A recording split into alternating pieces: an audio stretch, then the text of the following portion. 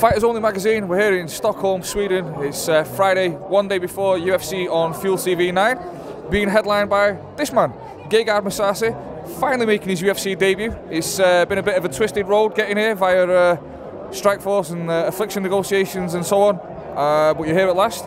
The road's still a little bit twisty. Alexander Gustafsson had to pull out, cut over his eye, and now you've got Ilir Latifi. Your thoughts on that whole situation? You know, this sport, accidents happen. You know, I feel worse for him. He trained also for a fight, but at least I have a fight. You know, so we go and just fight tomorrow. Have you had this situation before in your career where an opponent's been changed like literally days before, last minute? In Japan happened, but Japan always announced my opponent very late, like 2-3 weeks before. Sometimes I knew who I was fighting, so it's not a big deal. You train for a fight.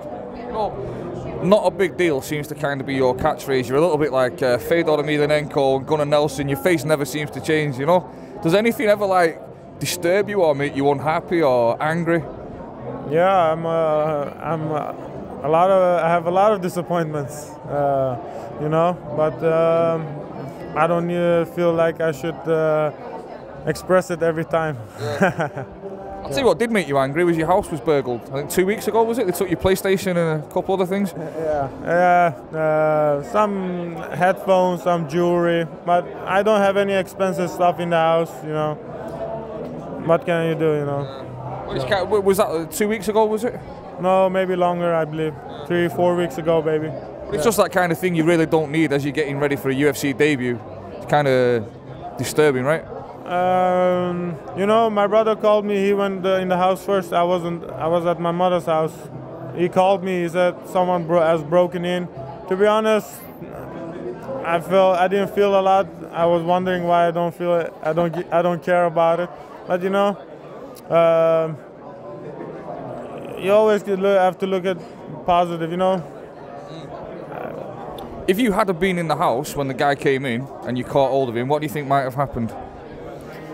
Probably hold him, call the police. I wouldn't know, you know. But I don't think I would have got into a fight or anything. Probably take him down, hold him, something like that. Probably best not to say too much about that. No. So, if you were fighting Gustafsson, you were probably going to be fighting a guy who's maybe going to keep it at range, like a long-distance kickboxing kind of a game.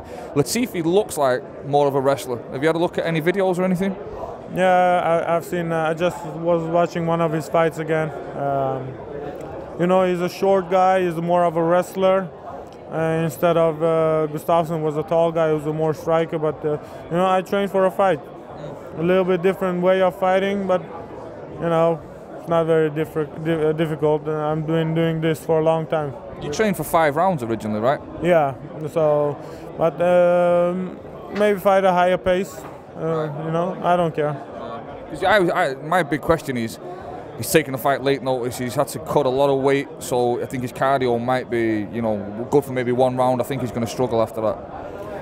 You know, I've seen fights where a guy came in late replacement and he would win the fight. You know, and you can never underestimate him. You know, like I said, this fight I have a lot of to lose and not much to gain. So.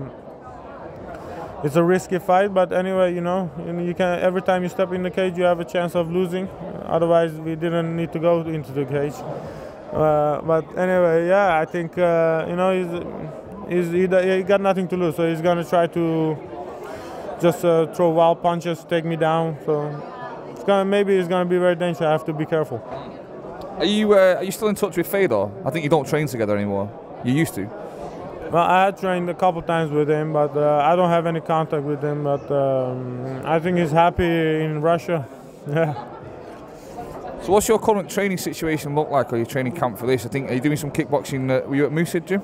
No. I trained at Chuck Ricky's for my stand-up. I worked at my own boxing coach, strength and conditioning coach. Frederick was helping me with my ground game.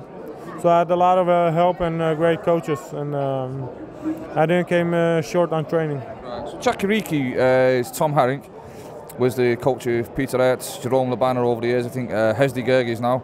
What sparring partners have you got down there now, and why Chakariki? I trained with Hesley a little bit, but he had his fight, and you know, just a different approach to the fight. You know, I thought I need to work more on my ground stand-up, because he's more of a boxer. So I thought I had advantage with my kickboxing, and you have a lot of tall K1 fighters in Holland. So we worked. I did a lot of sparring to get ready for the fight. I didn't work a lot on technique, just to feel a lot of sparring. Yeah. Because we see a lot of guys now in Europe, and even Alexander Gustafsson has been out training in the States with the Lions in California. Like, a lot of guys seem to think when they reach this UFC level that they need to go and train in America. Thoughts on that? Well, I'm not necessarily agree on that. You know, maybe you have better training partners, but in Holland we have excellent trainers. I don't come short on anything. Kamran, I'm training at Amsterdam at Wit Bergkops. He's a great wrestler. He can show me all the techniques. He's a countryman, and I'm probably sure he knows more than some other wrestlers in US. But maybe only training partners, that's what you come short. Yeah, that's the only thing.